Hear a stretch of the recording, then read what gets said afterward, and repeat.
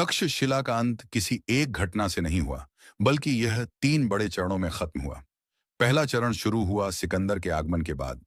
सिकंदर ने तक्षशिला को जीता नहीं, बल्कि इसे अपना सहयोगी बनाया, क्योंकि वह जानता था कि तक्षशिला को जलाने का मतलब था ज्ञान को नष्ट करना, जो खुद उसके साम्राज्य के खिलाफ जा सकता था। सिकंदर के बाद आए यूनानी शासकों ने तक्षशिला में कई वर्षों तक शासन किया। दूसरा चरण शुरू हुआ जब शक और हूण जैसे मध्य एशियाई जनजातियां गांधार क्षेत्र पर टूट पड़ीं। जहां तक्षशिला बहस और शिक्षा का केंद्र था, वहीं शक हूण युद्ध और विनाश के प्रतीक थे। धीरे धीरे तक्षशिला की पुस्तकालयें जलीं, विद्वानों को मारा गया और हजारों छात्र भागने पर मजबूर हुए।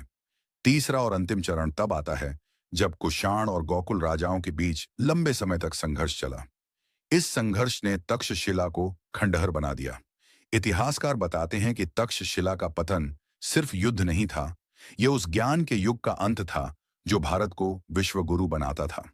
नालंदा की तरह तक्षशिला को आग में नहीं जला गया, बल्कि इसे धीरे धीरे भूख, युद्ध और राजनीति ने खत्म किया। सबसे बड़ा रहस्य यह है, जब नालंदा जलने लगा, दुनिया देख रही थी, लेकिन तक्षशिला का विनाश चुपचाप हुआ। ऐसा लगता है मानो किसी ने इतिहास में एक अध्याय को धीरे धीरे मिटा दिया हो।